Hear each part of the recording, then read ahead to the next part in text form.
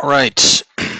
Good afternoon, everybody. It is Tuesday, May 13th, and this is a video that I absolutely have been needing to do.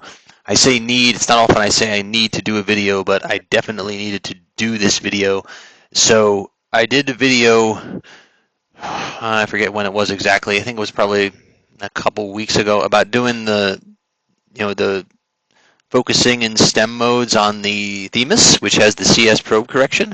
And so I needed to do the companion video for the Talos, which can also be equally applied to the Tecnai, which does not have CS probe correction, because the situation is much different, okay, and the considerations are different. So we're going to go over focusing on an uncorrected system, okay, or a system without CS probe correction. Now, this is, of course, a two-condenser system, but the same considerations would apply equally if you had a three-condenser system like an uncorrected Titan, for instance, okay? The only difference is that your final condenser lens will be a C3 lens as opposed to a C2. So you can, of course,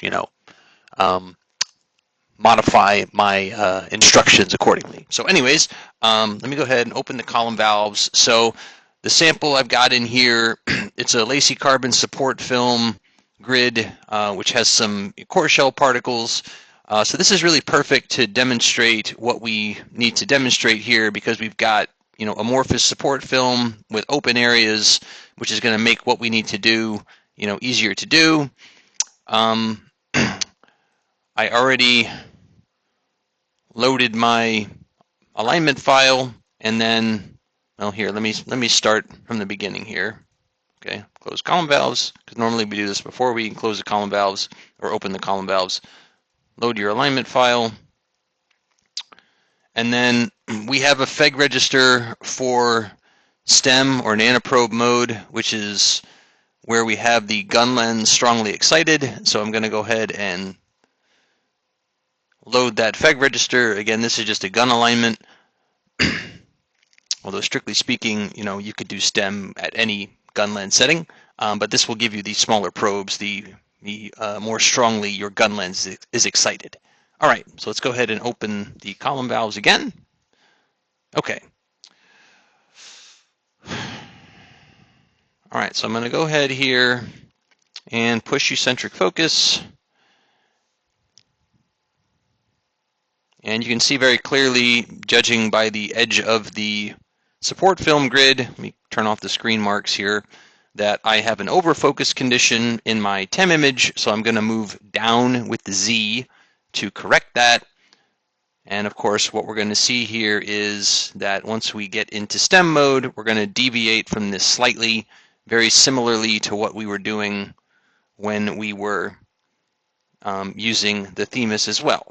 Okay, so we're going to just get this to the point of minimum contrast. Yeah, so that's a little bit over, right about there. Now, I don't have piezo enhancement on this stage, unfortunately, so we'll just have to make do with our regular mechanical stage. Okay, and at this point, we can head into STEM mode. Now, I should note that an important thing to keep in mind is that C2 aperture alignment in general does not carry over well between modes on the uncorrected systems.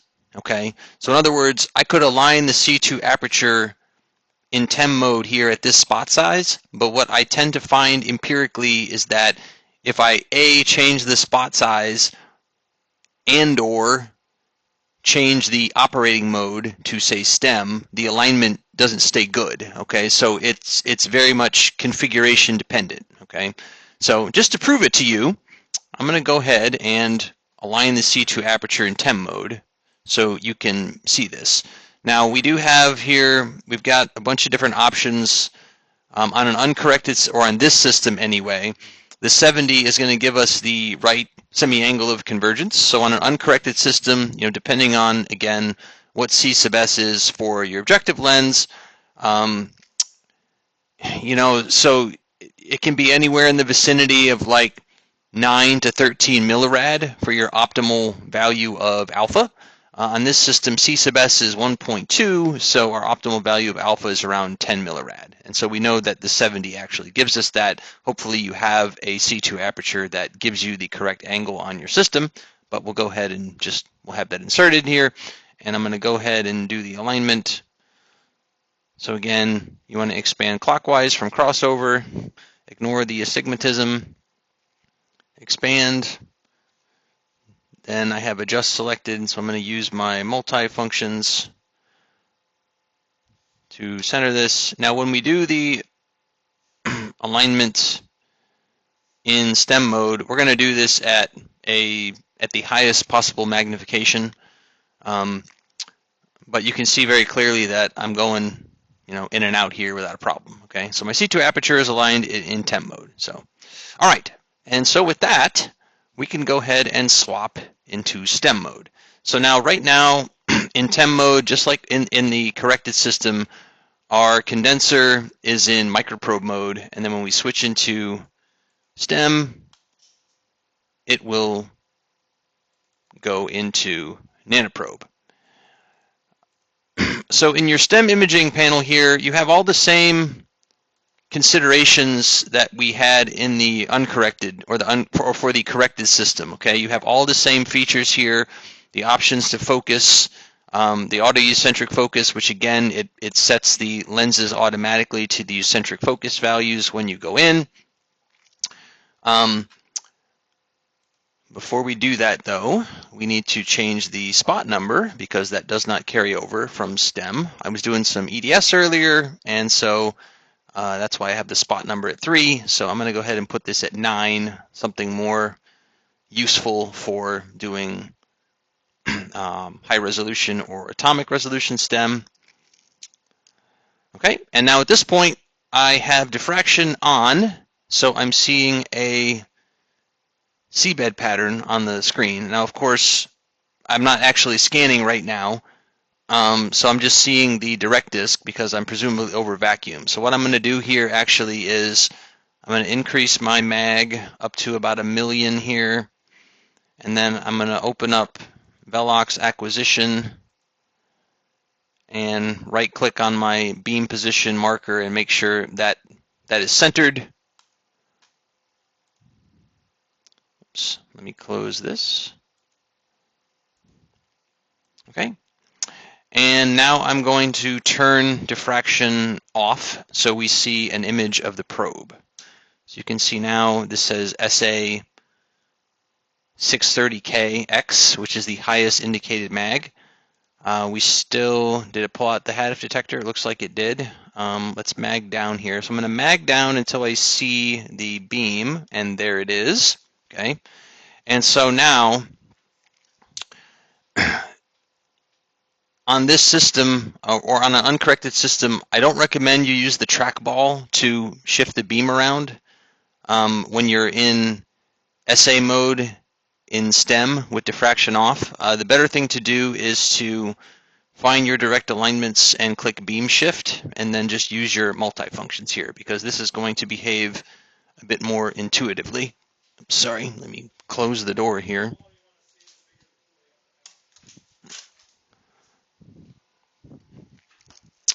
Okay, and so I'm going to increase my mag all the way up to 630 KX, which is the highest we can go in SA mode.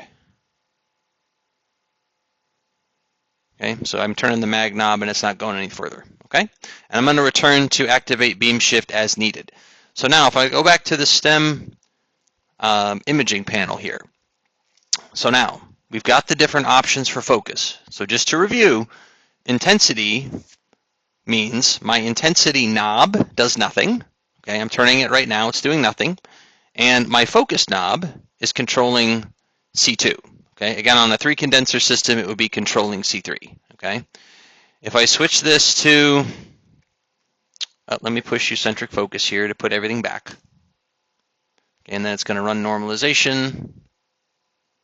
Okay, if I go to objective, my intensity knob still does nothing, but my focus knob now controls the objective.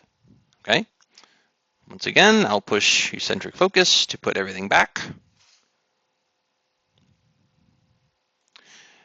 And step size dependent.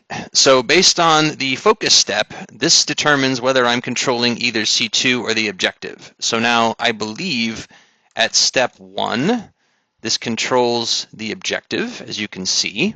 And then if I go to 2 or higher, it goes to C2.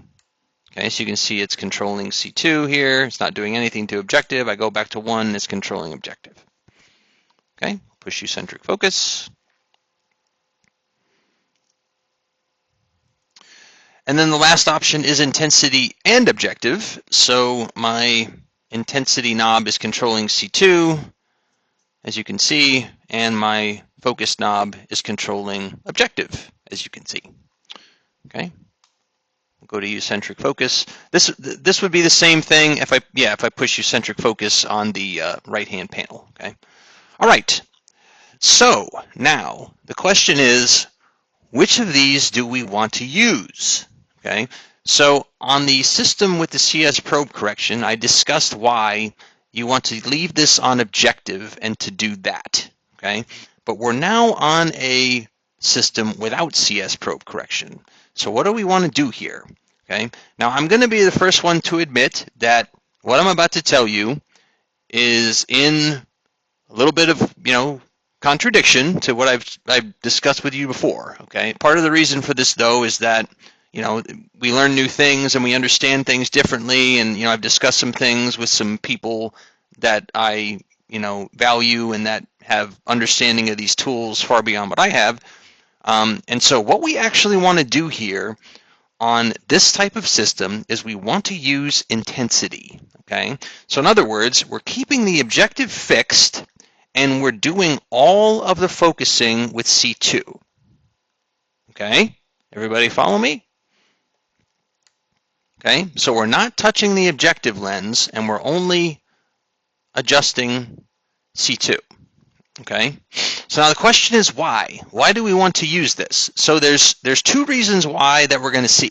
Okay, the most important reason why is that it's easier to align the beam tilt to the comma-free axis if you do this with respect to C2 than if you do this with respect to the objective. Okay, and what that means is that you're going to be able to get probes that are less aberrated if you have to adjust the focus than if you were to focus with the objective. Okay, that's the most important aspect. Is that what we're going to see when I show you this is that we can align the beam tilt more accurately and properly if we focus with respect to C2 than if we use objective. Okay, that's the main point.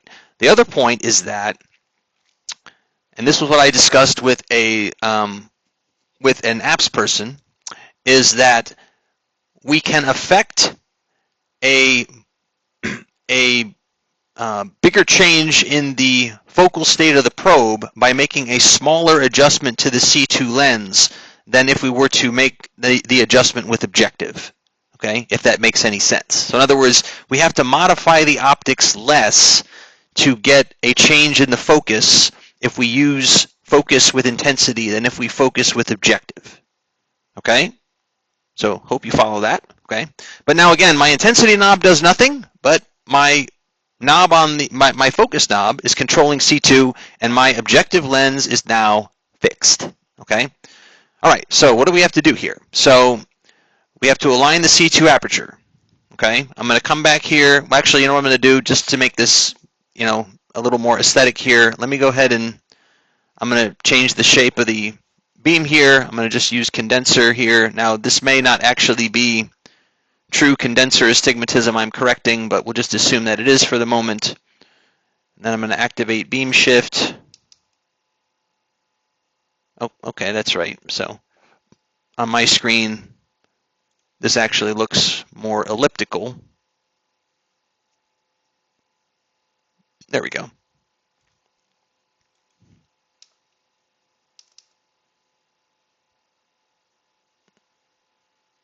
Okay, and so now we want to be expanded clockwise from crossover, just like we did in temp mode, okay?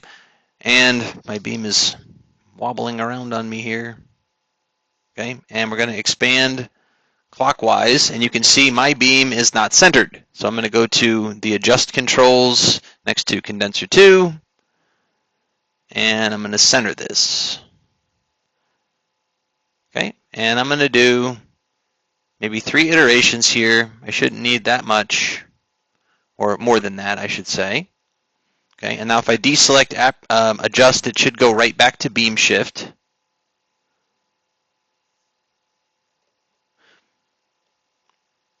Okay, that looks better.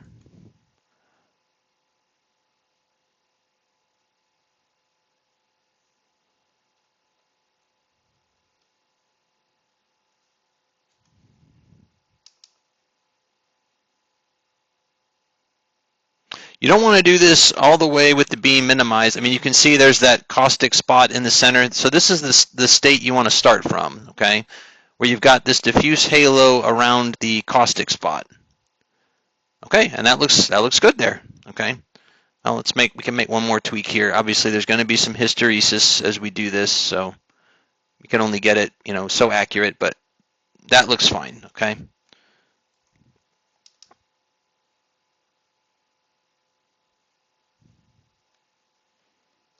Okay, now that's good, okay? So you can see I had to adjust this from what I did in temp mode, okay? All right, so now let me turn off the screen markings, okay? So now I have to properly focus the probe, okay? So we're going to use C2 for this, but we're going to store this now as, so actually what this is going to look like, let me turn on high resolution mode. What this is going to look like is something like this. So basically I have the focus spot right there inside the halo, okay? So what I need to do is I need to store this value as eccentric focus for C2. So the way to do this, and actually let me stigmate this again to make it a little more accurate to see. There we go. Okay, is you push intensity list focus, and then you use your focus knob to focus so you have the spot surrounded by the halo. Now your FluCam can sort of, because it's auto adjusting, can kind of play tricks on you. So what helps here can be to just manually set this here so it doesn't do that, and then you can actually get to the point where you see boom, like right about there. Okay, obviously there's going to be a little, wiggle room with this, a little interpretation, and there we go. Okay, so now if I adjust the focus knob, okay, this is now stored for eccentric focus, okay? So if I push eccentric focus again, it's going to go back to this value for the C2 lens. Okay, let me turn off high resolution mode, and now we're going to align the pivot points. And where on earth did let me switch this, oh, there we go, okay. I had to switch the view here, okay. So we want this bright tip to touch the other one. Now I'm going to go off here, so what's going to happen is I'm going to have to use beam shift to bring this back, which is fine.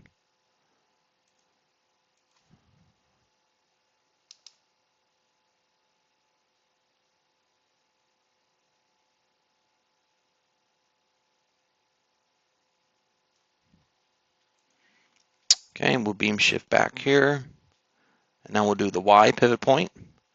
Now you can see when I'm adjusting the 2 wings here, that one wing is bigger than the other, okay? That's because my beam tilt is off, okay? Once I fix that, we shouldn't see that effect anymore, okay? All right, I'm going to turn on high resolution mode again. Okay, and now the last thing is the rotation center. So now you want to select, both of these are going to activate the same control, but since we don't want to mess with the objective, push rotation center intensity instead. Okay, now you use the focus ring to turn off the pulsing, and then you're going to use your multifunctions to center the halo inside of the diffuse area.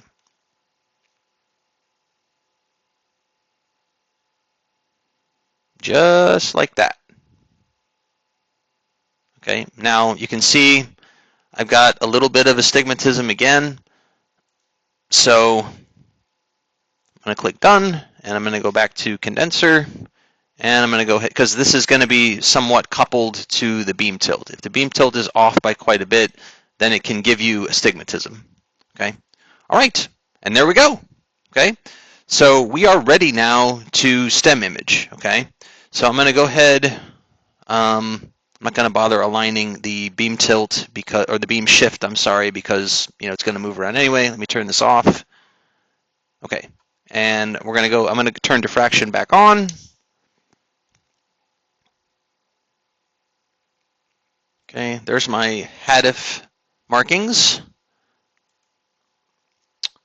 And let me go ahead and diffraction alignments, put that in the middle there.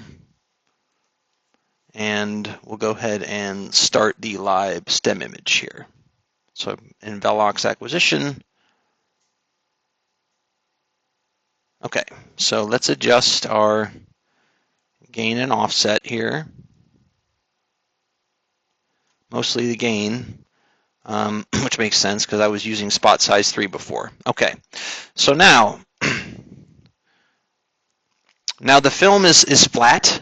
These particles, they're not too much in terms of topography, but they're not perfectly flat. But we could still use these to get us in the ballpark. Okay, but now we need to focus with Z. Okay, we don't want to focus by adjusting the focus knob yet. We need to focus by focusing with Z. Okay, so it should be very obvious here just looking at the image, and usually it's up.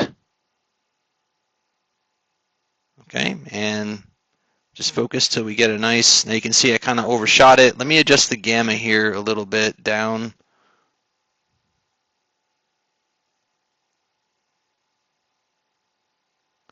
Again, unfortunately, I don't have piezo enhancement on this guy.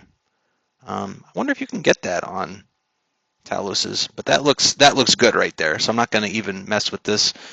Okay, and now I'm actually going to move this so we have the amorphous film right in the middle, and I'm going to move up to fairly high mag here so I can show you what I would like to show you.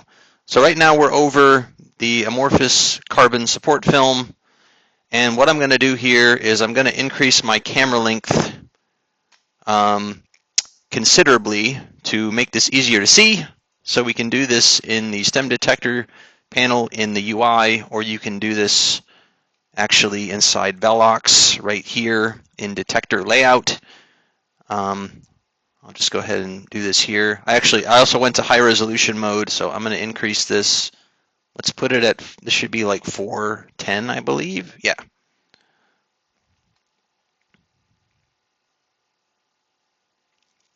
Okay.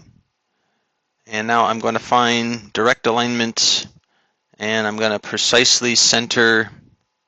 Let me turn on the screen marks. Okay, I'm going to precisely center my direct beam with respect to my screen marks, and you can actually see right there, there's a little bit of crud on the aperture edge. This actually isn't limiting the performance at all, but I just wanted to point that out. Let's see here. Let's see if I can center that a little bit better. Okay, and now I'm going to take out the stem detector. So we can come back to acquisition and just deselect HADF. And did it take it out? Okay, it did. So now I'm actually going to put in the biggest C2 aperture here, because it's going to make this easier to see what I want to show you here. Okay, and then I'm going to go ahead and make sure this is also centered. Okay, so I mentioned before, why do we want to use intensity for the focus and not objective? So this is without question what I'm about to show you, the biggest reason why. Okay, let me change the, let me put this on manual mode, and yeah, we'll leave this at 25. No, we can do 50. 50 will be okay. All right, so now you can see right here in the middle of the carbon, I've got this nice blow-up condition, right? I'm focused right on the carbon, okay? So watch what happens now as I adjust C2, okay? I've got focus step 4. Say, under focus, over focus, under focus, over focus. You can see what's happening though is it's going straight in and out. Okay? The ronchigram is going straight in and out. No problem. Okay? My beam tilt is aligned really well with respect to the C2 lens. Okay? Hopefully that's pretty obvious. Let me get the mouse out of the way here. I do that sometimes, and I'm sorry when I'm not trying to leave the mouse in a bad spot, but that just happens. Okay? All right. So you can see very clearly, right? So let me leave this back to 0 here for the defocus. Okay? Now watch what happens when I change this to objective. Do you see the difference? It's not expanding straight in and out. Okay? It's not expanding straight in and out. So basically, if I have to adjust the objective lens to focus, I'm introducing aberrations to the probe, most notably comma or coma, okay, depending on how you want to pronounce it. Okay? Right? Can you see that? Hopefully that's pretty obvious here. Okay? You can see like that's not going straight in and out. Okay? So that's bad news, certainly. Okay? And we want to avoid that. Okay? So this is why we want to use C2. Okay? So now a question is, right, is it possible to align to the objective? So, I discussed this with the apps person. What I have personally found on both the Tecnai system and the Talos system is that there's no way to actually adjust this. I've never been able to actually adjust this to get it so that when you're aligning with respect to the objective, that it actually goes straight in and out. I've never been able to achieve this. I don't know if I'm doing something wrong, but I've never been able to do it. I can do it with respect to the C2, whether I'm actually looking at the image of the probe or I'm looking at the ronchigram. Okay? I'm able to do it, but I've never been able to actually do this when using or aligning to the objective. Okay? So this should drive home the point, right, why the better option here is to do this. Okay? You want to use C2. Okay? And again, right, we're assuming a system without CS probe correction. Okay? You could apply this equally to a Tecnai, to a Titan without CS probe correction. Okay? Okay? So that's, the importance, right? I went back to C2. You can see, right? That's going straight in and out. Okay? No issue, right? It's going straight in and out.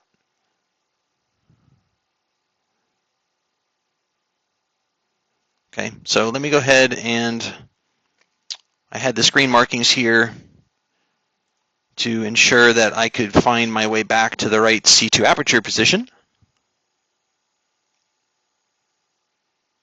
Okay, and that didn't quite go back where I wanted it to, which is understandable. But you can see very clearly here,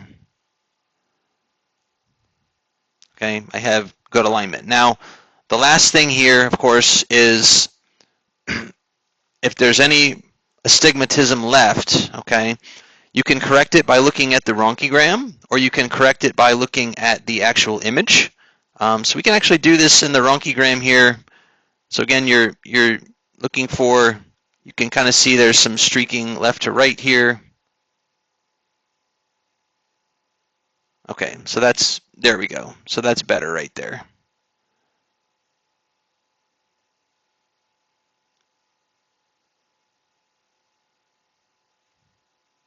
Okay, and again, I don't actually, well, we can actually go ahead and look here. So, all right.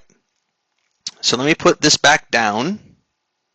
So the sample's moving a little bit, which is, not unexpected. Let me put this back down to 160.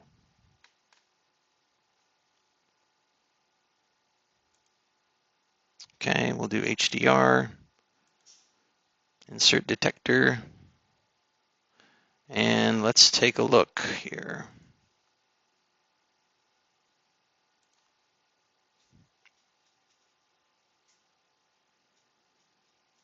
Okay, so now on the edge of these particles, we've got some cerium oxide that is nanocrystalline. So let's see if we can't get some images of this. I have not done this yet, so we're flying by the seat of our pants. I have no idea if this is going to work, but we'll see. Okay, so now again, right? So now it's probably a good idea at this point. Well, we don't want to. If I push eccentric focus, I may end up throwing the stigmation off a little. So I'm just going to see if I can. We want to see if we can focus any more accurately by using the Z-axis buttons. Okay, right about there.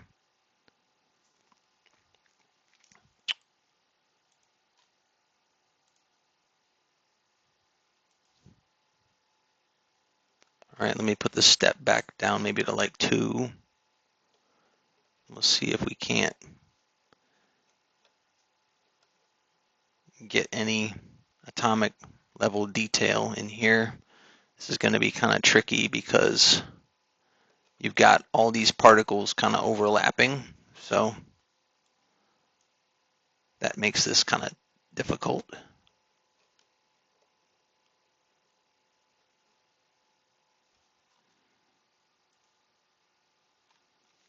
All right, let's take an image here and just see.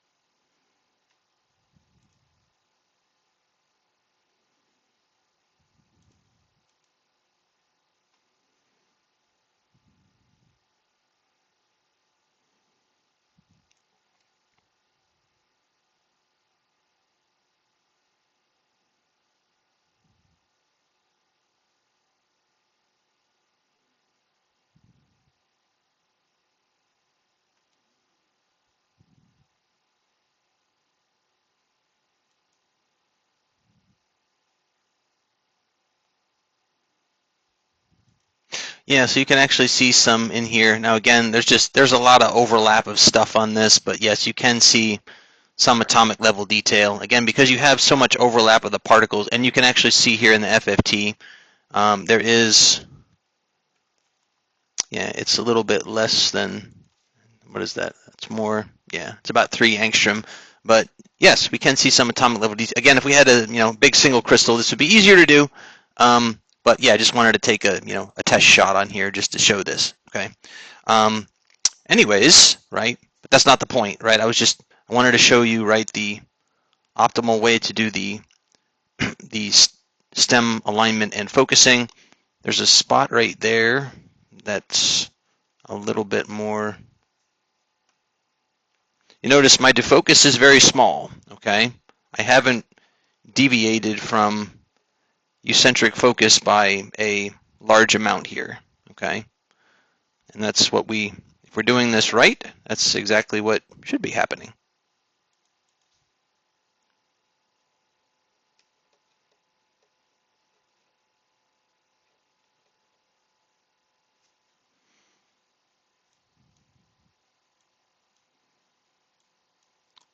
There's a little bit there. But again, a little bit, or not as good as I would, well, again, because, we're looking through a bunch of stuff. It's all polycrystalline, so, we don't need to kill ourselves with this. So, again, the point of this wasn't to do, zone axis alignment on or to do, atomic res stem per se, but just to show, optimal focusing. So, here, we'll go ahead and take the picture anyway, just for fun.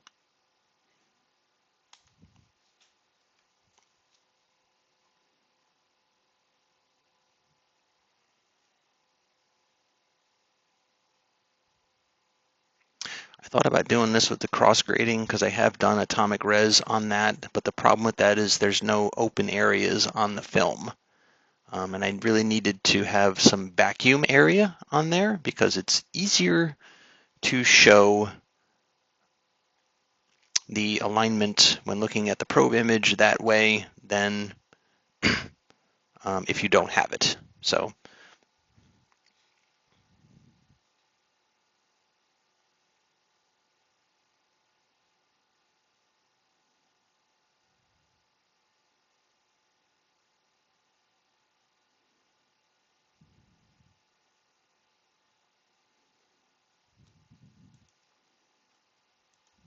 Okay, yeah, again, you can still see that ring right there. I mean, the other thing too, of course, is really to make the final tweak here. You probably want to actually use your image here. So we can try and tweak this. We want to use the finest step size. But this is tricky to do, especially on a polycrystalline sample of all things.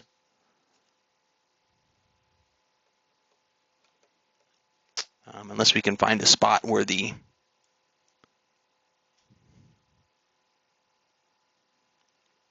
crystal structure is very good here.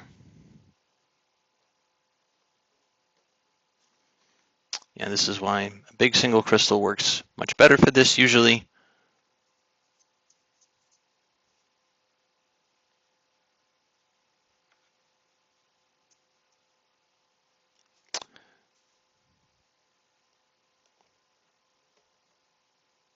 Okay, well, let's not worry about that for the moment. Okay, so what I did want to point out here, though, is if you're finding yourself having to make your defocus really large, the best thing to do is the following. So let me just demonstrate this. So let's say I find I'm having to, let me put the image in focus here to drive the point home. Okay, I'm in focus with a defocus of about a micrometer. Okay, this is too much. What you want to do if this happens is push eccentric focus. Okay, it's going to put your C2 back to the value we stored. It's going to run normalization, and then you can refocus with the Z. Okay, and this is going to give you a more repeatable, more accurate result than if you were doing it the other way. Okay, you want to keep that defocus as small as possible. Again, assuming you don't have a sample with a lot of topography, you really shouldn't have to deviate probably more than plus or minus 100 nanometers. Right, but if we look at the ronchigram here, yes, you can see I'm not quite at the blow up here. Let's see, there we go, right about there. See if I can get the blow up here, right about there. Yeah, so I've probably introduced a little astigmatism, trying to correct the astigmatism, which is frustrating, but that happens. Again, we don't have the perfect, there we go. So that looks better right there. Okay, yep, and there we go. Okay, so anyways, that was the point of the video. Okay, was just why you want to use intensity and not objective here. You want to keep objective fixed and vary C2. Okay, and hopefully I was able to demonstrate that. I mean, just one last thing to drive the point home here. So you'll notice, right? Let me go back to the image here so you can see this.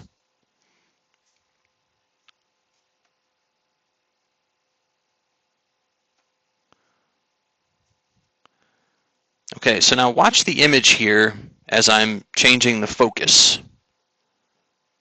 Okay, the image is going in and out of focus, but it's not moving. Okay, and that's a good sign. Okay, if you're seeing a lot of motion with the image while you're adjusting the focus, something is off kilter. Okay, so now watch what happens when I change this to objective.